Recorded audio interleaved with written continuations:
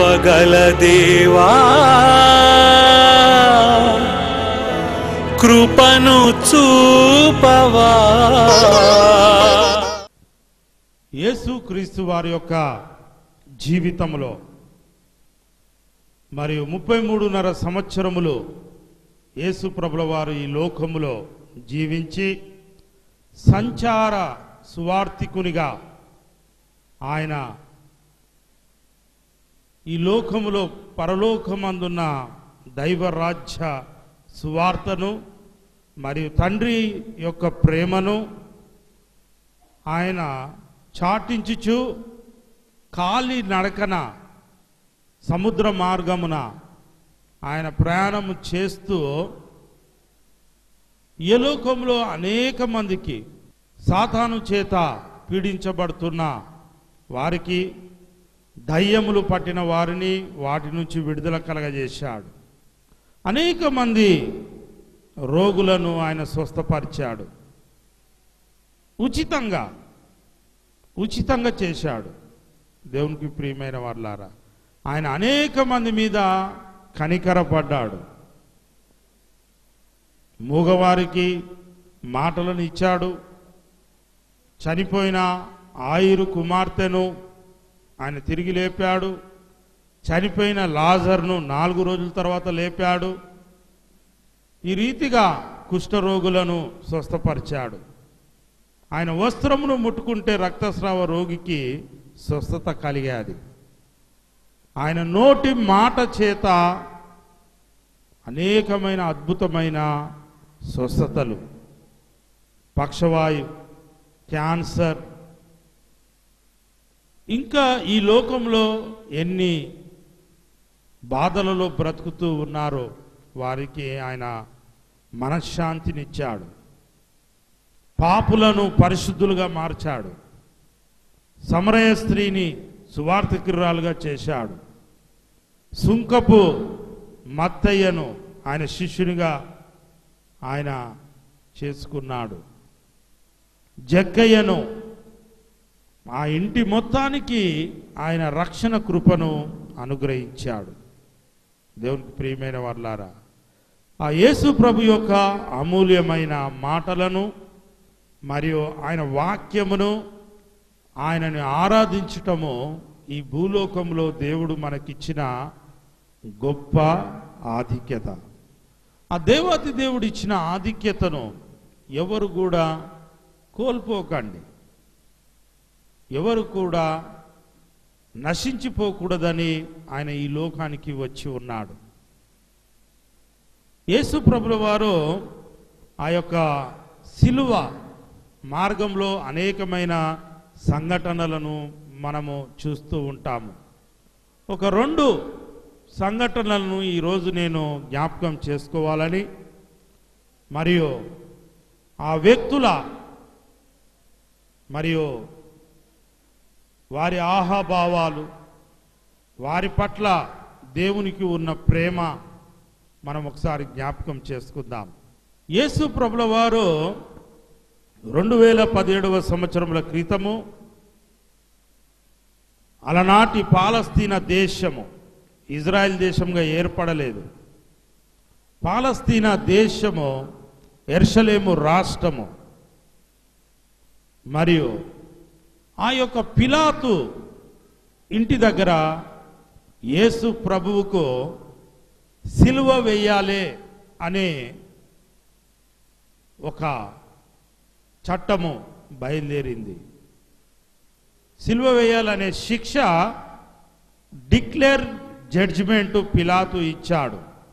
యేసు ప్రభుల వారు ఆ యొక్క పిలాతు ఇంటి ఆవరణలోకి వెళ్ళి సిలువ మోయిచు యెరూషలేము వీధుల గుండా ఆ సిలువను మోయిచు, ఆయనతో పాటు 2 దొంగలు కూడా ఆ సిలువను మోయిచు వెళ్ళాలి కల్వరి కొండ ప్రాంతము వరకు, కొన్ని కిలోమీటర్లు.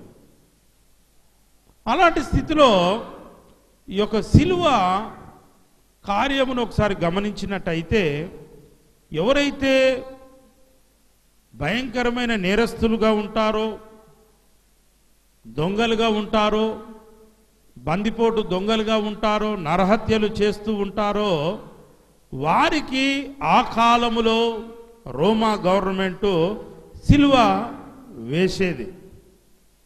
మరి యేసు ప్రభుల వారు ఎలాంటి నేరము చేయలేదండి. మనం లేఖనములను గమనించినట్టయితే అనేకమైన కపట ఉపాయముల చేత అలనాడు యెరూషలేము దేవాలయాన్ని ఉన్న పెద్దలు, ప్రధాన యాజకులు ఒక కుట్ర పన్ని ఈయన దేవుని కుమారుడు అని అంటున్నాడు అని చెప్పారు.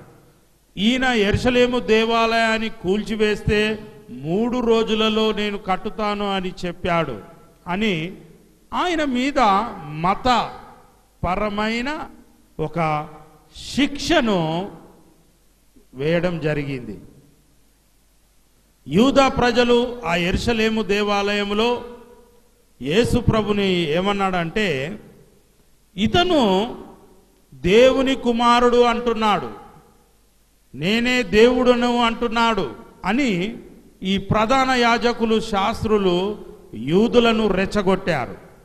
అక్కడ మతపరమైన శిక్ష ఆ యొక్క యూదా మత పెద్దల దగ్గర దేవుని కుమారుడు అంటే వారి కోపం వస్తుంది.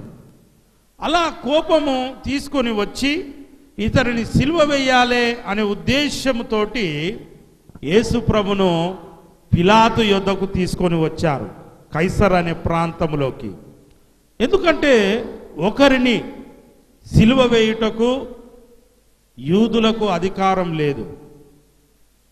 చెప్పొచ్చు సిలువ వేయాలి అని ఆరోపణ చేయుటకు వీరికి అధికారము ఉన్నది, నేరారోపణ చేయుటకు అధికారం ఉన్నది, సాక్షులను తెచ్చుటకు అధికారం ఉన్నది, కానీ సిలువ వేయుటకు వీరికి అధికారం లేదు. అప్పుడు ఏం చేశారంటే వీళ్ళే నిత్యము బోధ చేసేవారు, నిత్యము దేవుని ఆరాధించేవారు, నిత్యము దేవుని సేవకులుగాని చెప్పుకునేవారు. యేసు ప్రభుని పిలాతు యొద్దకు తీసుకుని వచ్చి ఏం చెప్తున్నారంటే, ఇతను యూదుల రాజు అని అంటున్నాడని చెప్పారు. అక్కడ ఏమని చెప్పారు? దేవుని కుమారుడు అంటున్నాడని యూదులకు చెప్పారు. పిలాతు దగ్గరికి వచ్చి ఇతను యూదుల రాజు అంటున్నాడు అంటే అక్కడ పిలాతు ఆ రోమా వారికి ఈ దేవుని లేఖనాలు, దేవుని కుమారుడు, దేవుడు ఇవన్నీ వారు పట్టించుకోరు. ఎందుకంటే రోమా యొక్క వారి పద్ధతి వేరు, వారి రాజ్యాంగం వేరు, వారి దేవుళ్ళు వేరు. అందుకోసము అక్కడికి వెళితే నా దేవుని కుమారుడా అయితే ఏంటి, మందిరాన్ని కూల్చివేశాడు మళ్ళీ అయితే ఏంది, ఆ మందిరము ఇదేంది, ఈ గోల మాకెందుకురా బాబు అని అంటూ ఉంటారు. ఈ రీతిగా అక్కడ ఏమని ప్లే చేశారంటే, ఇతను యూదుల రాజు అంటున్నాడు అంటే రోమా ప్రభుత్వానికి వ్యతిరేకంగా ఇతను రాజుగా నిలబడతాడు, మీ రాజ్యానికే ఇతని వల్ల ముప్పు కలుగుతుంది అని అక్కడ యూదుల రాజుగా అంటున్నాడని అక్కడ వారు చెప్పి సిలువ వేయుట కొరకు యేసు ప్రభుని తీసుకొని వెళ్తూ ఉంటారు. దేవుని ప్రియమైన వారులారా, ఈ రీతిగా యేసు ప్రభుల వారు పిలాతు ఇంటి ఆవరణలోకి వెళ్ళి కల్వరి కొండ ఆ గొల్గోతా ప్రాంతానికి సిలువను మోసుకొని వెళుతూ ఉంటాడు. చాలా మటుకు సిలువ వేయాలంటే ఏ దొంగకైనా, ఎంత భయంకరమైన వ్యక్తికైనా సిలువ వేయాలంటే నేరారోపణ జరిగిన తర్వాత, సాక్షులను ప్రవేశపెట్టిన తర్వాత మినిమం 1 నెల రోజులు లేదా ఒక 10 రోజులు లేదా వారం రోజులు, చిట్ట చివరికి ఒక 3 రోజులన్నా సమయం ఇస్తారు. కానీ నిర్దోషమైన గొర్రెపిల్ల పరిశుద్ధమైన యేసు ప్రభువుకు ఆ రోజే సిలువ వేయాలి అని ఆ రోజే తీర్పు ఇచ్చేశారు. ఈ రీతిగా అన్యాయమైన తీర్పును ఆయన నొందాడు. ఎందువలనంటే అది ఈ లోకములో ఉన్న కుయుక్తి పరులు, ఈ లోకంలో ఉన్న అపవిత్రులు, ఈ లోకంలో ఉన్న పాపులు పరిశుద్ధుని తట్టుకోలేకపోయారు. యేసు ప్రభుల వారికి శిలువ విధించిన వెంటనే అక్కడ ఆ ప్రాంతంలో ఆయనని పిడిగుద్దులు గుద్దడం, కొరడా దెబ్బలు, ఒకటి తక్కువ 39 కొరడా దెబ్బలు ఆయన తిని ముళ్ళ కిరీటమును గట్టిగా కూర్చారు. అది మరలా తీయనంతగా ఆయన శిలువ మీద కూడా ముళ్ళ కిరీటంతో ఆయన మరణించాడు. ఆ భయంకరమైన ఆ ముళ్ళులు, ఆ గురుచి అవి తీయనంతగా, మరలా బయటికి తీయనంతగా లోపలికి క్రుచ్చి అతను తీసుకొని యెరూషలేము ప్రాంతములో కల్వరి కొండ వైపు ప్రయాణం చేస్తూ ఉన్నాడు. అలాంటి సమయంలో ఒక సంఘటన జరిగింది. అదేమిటంటే, కురేనీయుడైన సీమోను అనే ఒక వ్యక్తి బంధువులతో మరియు తన పిల్లలతో యెరూషలేము పస్కా పండుగను ఆరాధించుట కొరకు అతను ఆ యెరూషలేము ప్రాంతానికి ఆఫ్రికా దేశం నుంచి అతను వస్తాడు. వచ్చి ఉన్నప్పుడు యేసు ప్రభుల వారు ఆ ఉపవాసము ఉండడం వలన, శ్రమల అనుభవాల వలన, నిద్ర లేకుండా ఉండడం వలన, ఆ క్రూరమైన రోమా సైనికులు చిత్రహింసల వలన అతను ఆ సిలువను మోయలేకుండా పోయాడు, బలహీనపడ్డాడు. చూడండి, ఇక్కడ ఒక భయంకరమైన ఈ సిలువ శిక్షలో మనం గమనించుకోవలసింది ఏంటంటే, ఎవరైతే సిలువ వేయబడుతూ ఉన్నారో వారే ఆ సిలువను మోసుకొని పోవడం. ఇది ఒక ఘోరాతి ఘోరమైన శిక్ష. మరియు ఆ వీధులలో వెలుచు ఉంటే అక్కడ ఉన్న ప్రజలు తిడుతూ ఉంటారు, ఉమ్మివేస్తూ ఉంటారు, దూషిస్తూ ఉంటారు. దేవునికి ప్రియమైన వాళ్ళారా, శాపాలు పెడుతూ ఉంటారు. అందుకోసము ఆ వీధుల గుండా ప్రజలు చూడేటట్టుగా, తిట్టే అంత దగ్గరగా వారి శాపాలు పెడుతూ ఉంటారు. దేవునికి ప్రియమైన వాళ్ళారా, ఆ ఇద్దరు దొంగలు ఎంతో మందిని చంపారు, ఎంతో మంది స్త్రీలను చెరిచారు, ఎన్నో ఇళ్లను దోసుకున్నారు, ఎంతో భయంకరమైన నేరస్తులుగా ఉన్నారు. వారితో శిక్ష అనుభవించిన వారు, బాధలు పడ్డవారు అందరూ కూడా వారికి సిలువ వేయడము సంతోషమని సంకలు కొట్టుకుంటూ వారిని శాపాలు పెడుతూ ఉంటారు. అదే రీతిగా యేసు ప్రభుని కూడా ఆ రోజు యెరూషలేము ప్రజలు తిట్లతో, శాప నార్దాలతో వారు ఆ సిలువ మోయిచున్న యేసు ప్రభుని చాలా బాధ పెట్టారు. అంతకుముందే ఈ పిచ్చి ప్రజలు, ఎలాంటి ప్రజలు అంటే, అంతకుముందే యూదుల రాజా నీకు జయమన్నారు, ఓసన్నా అని పాటలు పాడారు. కానీ వెనువెంటనే మారిపోయారు. ముఖ్యంగా యేసు ప్రభుల వారు భూలోకంలో సంచారం చేస్తూ ఉన్నప్పుడు కొందరితోటి, పాపులతోటి ముఖ్యంగా ఆయన స్నేహితుడుగా ఉన్నాడు. చూడండి, మత్తయి సువార్త 9వ అధ్యాయం 10వ వచనం ఒకసారి మనం చూసుకుందాం. ఎందుకంటే ఈ లోకంలో పరిశుద్ధులు తక్కువ, పాపులు ఎక్కువ. అందుకోసము మన కొరకే వచ్చి ఉన్నాడు. చదవమ్మా. ఇంటిలో భోజనమునకు యేసు కూర్చుండి ఉండగా, ఇదిగో సుంకరులను, పాపులను అనేకులు వచ్చి ఆయన యొద్దను, ఆయన శిష్యుల యొద్దను కూర్చుండిరి. చాలు, చూసారా, యేసు ప్రభు ఏ స్థలంకు పోయినా పాపులు, సుంకరులు, త్రాగుబోతులు, దొంగలు, అబద్ధికులు వీరు వచ్చేవారు. వచ్చి ఆయన ఆదరణకరమైన మాటలను వినేవారు. యోహాను సువార్త ప్రకటిస్తున్నప్పుడు కూడా బందిపోటు దొంగలు వచ్చారు, సైనికులు వచ్చారు, దొంగలు వచ్చారు, వ్యభిచారులు వచ్చారు, త్రాగుబోతులు వచ్చారు. వచ్చి మేమేమి చేయాలి అని అడిగారు.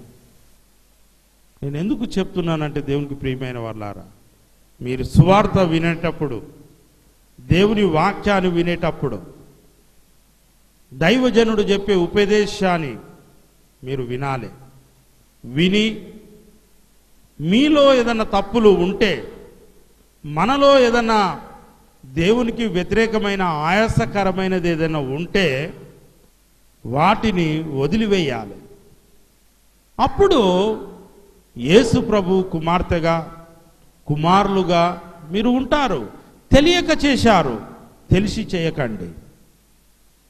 అందుకోసం చూడండి, యేసు ప్రభు వచ్చినప్పుడు పరిశుద్ధులు రాలేదండి.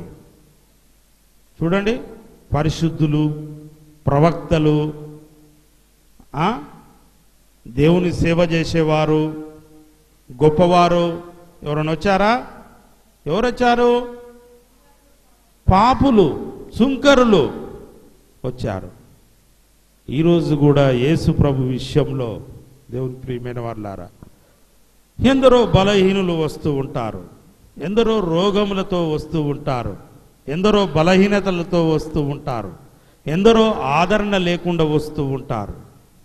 అలనాడు ఇచ్చిన ఆదరణ నిన్న నేడు ఏకరీతిగా ఉన్న దేవుడు ఈరోజు కూడా మీకు ఇస్తూ ఉన్నాడు. హల్లెలూయా. ఈరోజు కూడా మిమ్మల్ని ఆదరిస్తూ ఉన్నాడు.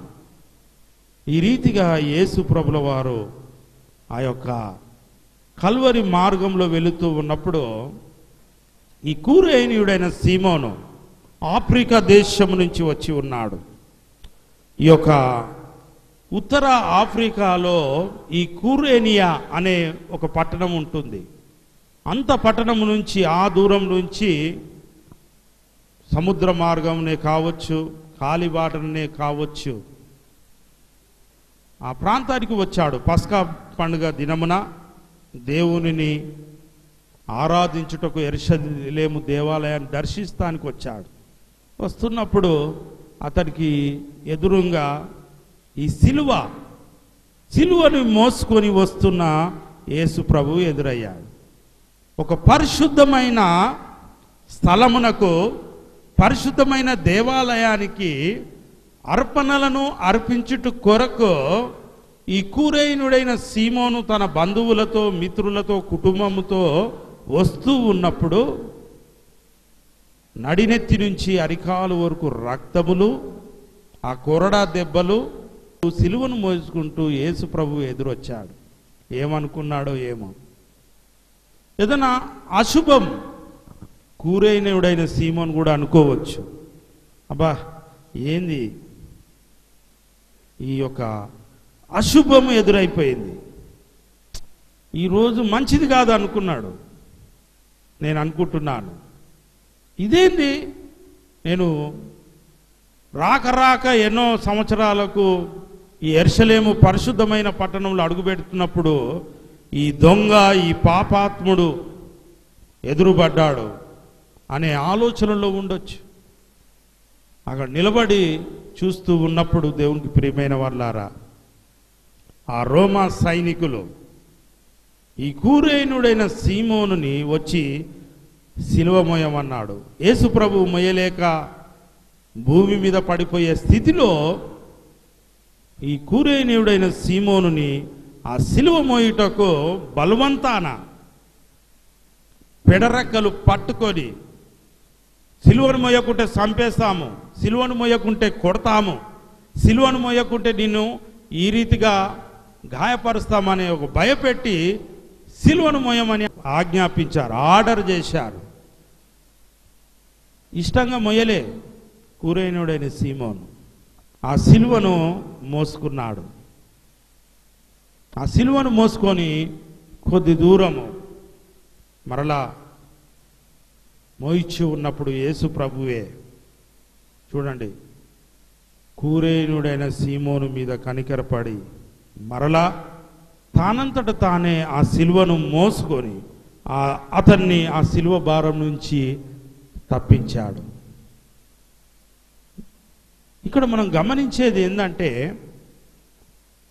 తనకు తెలియకుండానే జీవము గల దేవుని భారమును ఒక మానవుడు మోయగలిగాడు.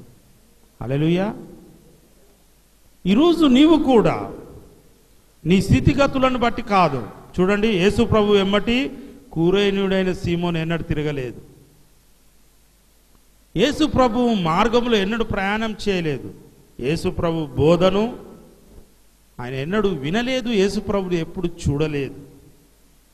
కానీ అక్కడ నిలబడ్డ విషయమును బట్టి నిలబడి చూస్తూ ఉన్నాడు, తప్పించుకోలేదు. చూస్తే చాలు దేవుని కృప నీ మీద నిలుస్తుంది. దేవుని కార్యముల మీద నువ్వు చూస్తే చాలు దేవుని కృప నీ మీద నిలుస్తూ ఉంటుంది. దేవుని యొక్క మార్గము వైపు చూస్తే చాలు, పరిశుద్ధ గ్రంథమును చూస్తే చాలు. దేవునికి ప్రియమైన వారలారా, ఆయన కృప నీ మీద నిలుస్తూ ఉంటుంది. కురేనీయుడైన సీమోను చూడండి, యేసు ప్రభు చనిపోయిన తర్వాత అతను యేసు ప్రభు శిష్యుడయ్యాడు. ఎందువలనంటే యేసు ప్రభు శిష్యులందరూ పారిపోయారు. అనుకోవచ్చు, అబ్బా అందరూ పారిపోయారు, నేను మోయడం ఏంది, ఈయన నుంచి నేను ఎలాంటి ప్రతిఫలం నొందుకోలేదు, నేను సిలువ మోయడం ఏంది. మరి అతను మోయిచు ఉన్నప్పుడు ఇటొక దొంగ ఇటొక దొంగ, ఆ భయంకరమైన దొంగల మధ్యన ఆ కుటుంబం వాళ్ళు చూస్తూ ఉన్నప్పుడు, అతని బంధువులు చూస్తూ ఉన్నప్పుడు, అతని పిల్లలు చూస్తూ ఉన్నప్పుడు, ఇతను ఏ నేరము చేయకపోయినను ఆ సిలువ మోస్తూ ఉంటే గిల్టీగా ఫీల్ అయ్యాడు. నేనేంది ఈ సిలువ మోయడం అని. ఎప్పుడైతే యేసు ప్రభు శిష్యులు పరిశుద్ధాత్మను నొందుకొని మేము యేసు ప్రభు శిష్యులుగా అద్భుత కార్యాలు చేస్తూ ఉన్నారో, ఆ యేసు ప్రభు సిలువను మోసినందుకు ఆ కురేనీయుడైన సీమోనుని ఎంతో అభినందించవచ్చు. అతని యొక్క యేసు ప్రభు శిష్యునిగా కురేనీయుడైన సీమోను మారి తర్వాత కాలంలో రోమా సంఘమునకు ఆ కురేనీయుడైన సీమోను కుమారులు సంఘ పెద్దలయ్యారు ఆ కాలంలో. అంటే నీకు తెలియకుండానే నువ్వు చేసే దేవుని కార్యములో నీ కుమారులకు కుమార్తెలకు ఆశీర్వాదాలు వస్తాయి. దేవునికి ప్రియమైన వారలారా, నీకు తెలియకుండానే నేను గొప్పదానిగా దేవుడు ఎంచకపోవచ్చు, నేను గొప్పవానిగా దేవునికి ఎంచకపోవచ్చు. నీకు తెలియకుండా నేను వచ్చి ఇక్కడ కూర్చున్నావు, దేవుని కృప నిలుస్తుంది. అది నీకును నీ తరములకును ఒక ఆధిక్యతగా దేవుడు ఇస్తున్నాడు. నీ పిల్లలకు ఆధిక్యతగా ఇస్తూ ఉన్నాడు. అతను ఎన్నడూ అనుకోలేదు ఆ సిలువను మోస్తానికి. దేవునికి ప్రియమైన వారా, అది అనుకోకుండా జరిగిన సంఘటన. చూడండి, లేఖనములో ఎక్కడ కూడా యేసు ప్రభు గురించి మనం గమనించినట్టయితే ఆయన గాయములు మరియు ఆయన అనేకమైన ప్రవచనాలు లేఖనములు రాయబడి ఉన్నాయి ఆయన శిలువ మరణం నొందుతాడని. ఈ రీతిగా కురేనీయుడికి జరిగిన ఆ శ్రమ, ఆ బాధ కొలది కాలములోనే సంతోషంగా మార్చబడ్డది. హల్లెలూయా. దేవుని పరిచర్యలో మరియు దేవుని యొక్క మార్గంలో నువ్వు ప్రయాణం చేస్తున్నప్పుడు కొన్ని దుఃఖం కలగవచ్చు, కొన్ని బాధలు కలగవచ్చు, కొందరు వల్ల నీవు ఇబ్బంది పడవచ్చు. కానీ తర్వాత కాలంలోనే అవి ఆశీర్వాదకరంగా దేవుడు మార్చబోతూ ఉన్నాడు. ఈ రీతిగా దేవుని కార్యములను చూస్తూ ఉన్నవానికి దేవుడు ఇంకొక పని అప్పచెప్తాడు. ఎవరైతే ఆ పని చేస్తారో అదే కురేనీయుడైన సీమోను ఆ యొక్క సైనికులతోటి, మీరు చంపినా సరే నేను సిలువను మోయను అంటే ఈ రకంగా చెయ్యొద్దు అంటే నేను చేస్తాను. దేవుని ప్రియమైన వారలారా, కానీ కురేనీయుడైన సీమోను ఆ సిలువను మోశాడు. ప్రార్థన చేసుకుందాం. సర్వోన్నతమైన దేవా, జీవం గల దేవా, నీకు వందనాలు చెల్లిస్తూ ఉన్నాను. నీవు గొప్ప దేవుడవు నాయన. నీవు మాట్లాడిన విధానమును బట్టి నీకు వందనాలు చెల్లిస్తూ ఉన్నాను. నీ దీనదాసుడైన నన్ను నీ సిలువ చాటున మరుగుపరిచి ప్రతి ఒక్కరితో నువ్వు మాట్లాడిన విధానాన్ని బట్టి నీకు వందనాలు చెల్లిస్తూ ఉన్నాను. ప్రతి ఒక్కరిని దీవించండి, ఆశీర్వదించండి, స్వస్థపరచండి. మీరు నా మీద ఉంచిన ఆత్మానుసారంగా అడుగు వేడుకొంచున్నాను తండ్రి. ఆమేన్. మొట్టమొదలు వచ్చినప్పుడుగా ఈ అబ్బాయి ఎవరో తెలియగా చూసి ఆ తల్లి బాధను చూడలేక నేను నా చేతుల్లోకి తీసుకున్న తర్వాత కూడా చాలా మార్పు అనిపిస్తుంది. నిజంగా దేవుని శక్తి తాకిందని నేను నమ్ముతున్నాను. దైవజనుల యొక్క ప్రార్థనలో స్వస్థత ఉంది. దేవుడు స్వస్థపరుస్తున్నాడు. దేవునికే మహిమ కలుగును గాక. చేతబడి చెగుతులు 12 సంవత్సరాలు మంచిగాడు ప్రభు. నన్ను చేతబడి చెగుతులు దొడిపిత్తని ప్రభు. నేను దొడుచుకుంటామంటే దాన్ని ప్రార్థన చేసుకోలేకపోతున్నా తండ్రి.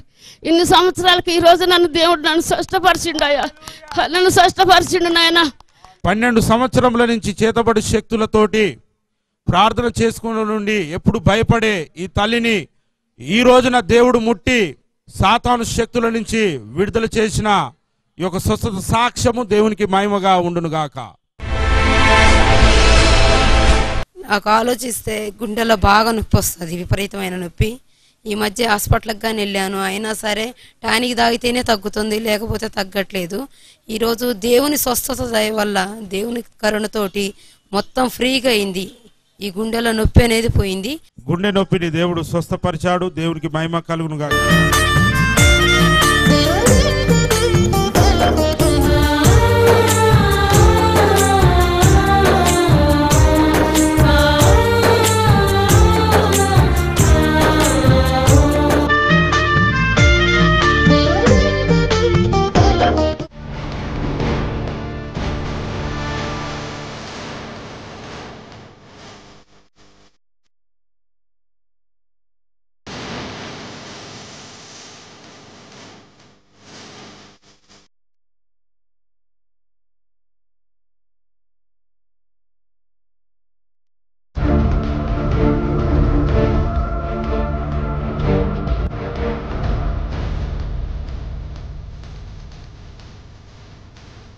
మా యొక్క address reverend TS Yesuraju heavenly ministry, clock tower centre, church compound, Nalgonda 508001, south India. మా యొక్క ఫోన్ నెంబర్ 9848075733.